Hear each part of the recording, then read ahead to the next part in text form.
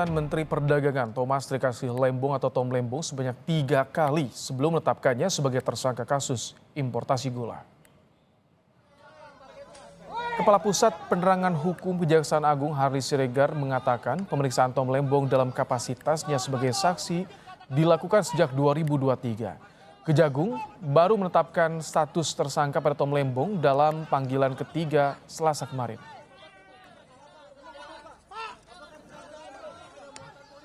Terkait dengan pemeriksaan yang bersangkutan sejak kurun waktu 2023 sudah 3 kali diperiksa sebagai saksi dan kemarin tentu beliau dipanggil yang bersangkutan dipanggil sebagai saksi dan setelah dilakukan pemeriksaan sebagai saksi penyidik melakukan ekspos gelar perkara kemudian menetapkan yang bersangkutan sebagai tersangka.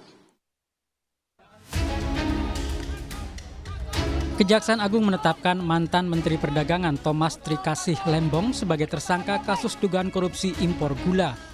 Kejagung memastikan tak ada unsur politisasi atau memilih tersangka dalam kasus ini. Dalam penanganan perkara terkait importasi gula ini ya 2015-2016 sekali lagi saya nyatakan bahwa di sini tidak ada politisasi hukum. Ya, tetapi murni ini penegakan hukum bahwa terhadap penegakan hukum yang represif tentu harus dimaknai terhadap pemenuhan adanya bukti permulaan yang cukup. Bukti permulaan yang cukup itu harus dilihat atau ditemukan dari setidaknya 2 alat bukti.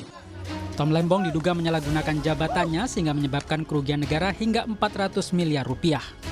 Bahwa kerugian negara akibat perbuatan importasi gula yang tidak sesuai dengan ketentuan perundang-undangan yang berlaku, negara dirugikan sebesar kurang lebih 400 miliar rupiah. Thomas Lembong yang merupakan lulusan Harvard University pernah menjadi kepala divisi dan wakil presiden senior di Badan Penyihatan Perbankan Nasional. Tahun 2015, Thomas Lembong ditunjuk Presiden Joko Widodo menjadi Menteri Perdagangan. Setahun kemudian ia ditunjuk jadi Kepala BKPM. Anies Baswedan mengaku terkejut dengan kabar mantan Mendak Thomas Lembong yang ditetapkan sebagai tersangka dugaan kasus korupsi impor gula oleh Kejaksaan Agung. Meski demikian, Anies menghormati proses hukum yang sedang berjalan, yang ia yakini bakal berlangsung dengan adil.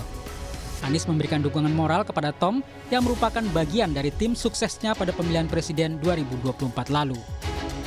Tom, jangan berhenti mencintai Indonesia dan rakyatnya, seperti yang telah dijalani dan dibuktikan selama ini. I still have my trust in Tom, dan doa serta dukungan kami tidak akan putus. Tulis Anies Baswedan di akun Instagramnya. Kejaksaan Agung menyebut Tom Lembong terancam hukuman penjara maksimal seumur hidup usai ditetapkan tersangka dugaan korupsi impor gula. Tim Liputan Kompas TV. Pakar Hukum Pidana Universitas Pelita Harapan Jamin Ginting mempertanyakan lamanya waktu penetapan Tom Lembong sebagai tersangka dugaan korupsi impor gula. Menurut Jamin Ginting, kemungkinan tindak pidana korupsi cukup kecil karena kebijakan impor gula saat itu sudah disetujui oleh Presiden dan kabinet terkait. Menurut Ginting, kebijakan yang diambil pemerintah sulit dianggap sebagai tindak pidana korupsi. Hal yang perlu kita perhatikan adalah apakah Tom Lembong ini mendapatkan keuntungan dari perbuatan kebijakan yang dalam tanda petik dianggap sebagai suatu tindak pidana korupsi. Kebijakan dalam mengimpor gula pada saat itu tentu merupakan kebijakan yang juga disetujui oleh Presiden tentunya dan kabinet-kabinet yang terkait. Nah, kalau kebijakan itu sudah disetujui, sudah disahkan, saya kira untuk tindak pidana korupsinya kecil sekali karena itu kan kebijakan. Kejaksaan Agung menetapkan Thomas Lembong sebagai tersangka kasus dugaan korupsi terkait impor gula saat ia menjabat sebagai Menteri Perdagangan. Tom Lembong diduga memberikan izin impor gula dalam kondisi stok gula tanah air yang tak mengalami kekurangan. Bagaimana konstruksi hukumnya? Kita akan bahas bersama dengan peneliti Pukat UGM, Zainur Rohman. Selamat petang, Mas Zain. Selamat petang, Mas. Baik, Mas Zen, jadi ini bagaimana konstruksi hukum yang bisa Anda baca ketika kebijakan mengimpor gula dari pemerintah ini bisa dikatakan tindak pidana korupsi? Ya, ini memang pertama kita harus hormati betul apa yang dilakukan oleh Kejaksaan Agung dalam perkara ini ya. Jadi kita tidak boleh kemudian serta-merta langsung mengatakan dan mengait-ngaitkan dengan faktor politik. Bahwa proses penegakan hukum itu harus kita hormati. Yang kedua tentu tetap menghormati juga asas praduga tidak bersalah karena sampai sekarang statusnya adalah saksi, bukan Sudah tersangka, tersangka? bukan merupakan terpidana, begitu ya, tersangka. Nah, kalau tadi ditanyakan bagaimana konstruksi hukumnya, ini Kejaksaan Agung menyangka Thomas Lembong ini melakukan tindak pidana korupsi karena memberikan izin untuk impor gula kepada perusahaan-perusahaan yang menurut kejaksaan seharusnya tidak boleh diberikan izin mereka untuk impor. Kenapa demikian? Karena untuk gula jenis tertentu itu hanya bisa dilakukan impor oleh BUMN. Sedangkan di sini BUMN itu menunjuk perusahaan-perusahaan lain juga yang mengimpor untuk atas nama BUMN maupun bahkan perusahaan-perusahaan swasta itu melakukan impor langsung. Artinya di sini kejaksaan melihat bahwa Thomas Lembong ini sebagai menteri di dalam memberikan izin telah melanggar peraturan di internal mereka sendiri mengenai ketentuan untuk impor yang seharusnya juga membutuhkan persetujuan dari Kementerian Perindustrian begitu ya.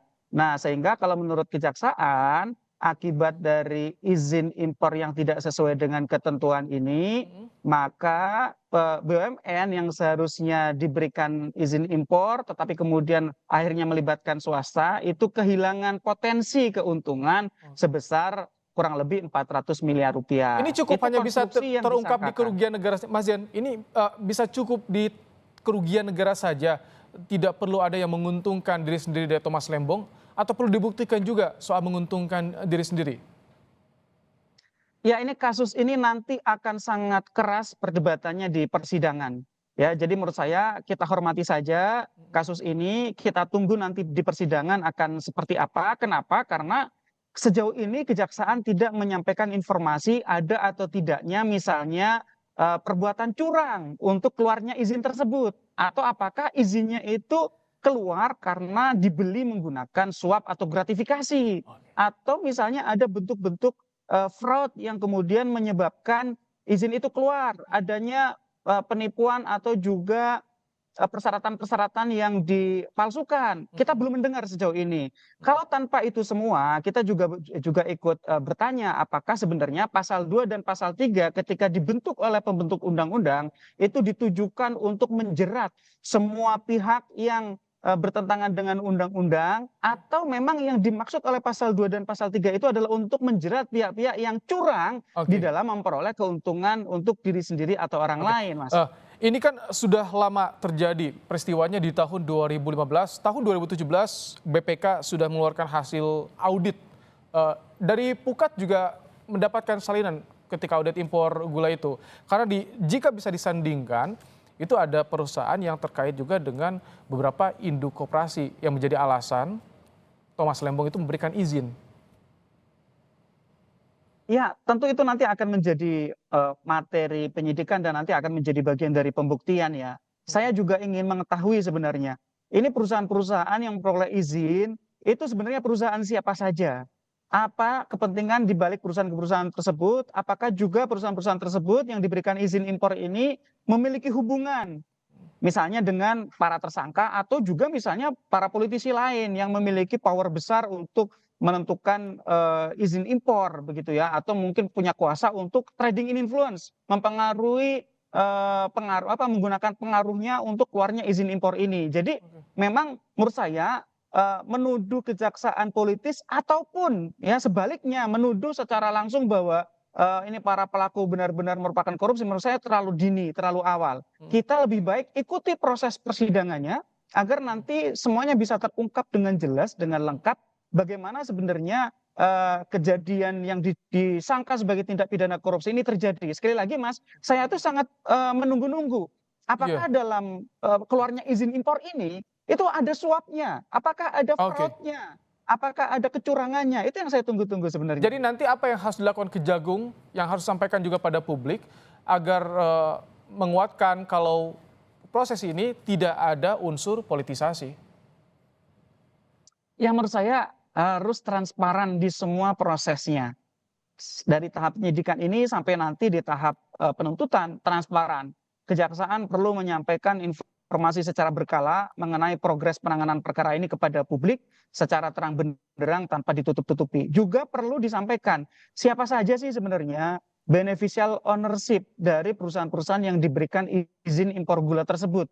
Apakah perusahaan-perusahaan tersebut misalnya punya keterkaitan dengan para politisi atau elit-elit tertentu misalnya begitu, sehingga publik bisa membaca sebenarnya secara utuh impor ini sebenarnya kepentingan siapa begitu. Oke. Nah juga publik menunggu apabila memang kejaksaan memiliki alat bukti atau informasi atau data mengenai misalnya telah terjadinya moral hazard atau fraud atau suap atau gratifikasi dalam perkara ini, maka itu dapat meyakinkan publik. Tapi Baik. kalau itu memang tidak ada ternyata, maka menurut saya ini nanti akan jadi perdebatan sangat seru seperti dulu kasus Karen Agustiawan di yang tahap pertama, yang Blok Mantagami ditangani oleh kejaksaan waktu itu akhirnya bebas, tetapi ketika ditangani oleh KPK untuk impor LNG itu kemudian menjadi bersalah. Di Baik. kasusnya Karen sebagai perbandingan, yang pertama yang Blok Mantagami investasi dianggap merugikan keuangan negara itu majelis hakim itu membebaskan karena mengatakan bahwa dalam kasus ini tidak Baik. ada fraud, tidak ada suap, tidak ada gratifikasi, tidak ada kecurangan, tidak Ini ada yang jadi penipuan. PR Kejaksaan Agung ya Mas Yen, untuk bisa membuktikan dan menyampaikan secara transparan menjadi konstruksi hukum di kasus ini. Terima kasih Mas Yanur Rohman, peneliti Sama-sama. Pukat UGM dalam program Kompas Petang sore hari ini.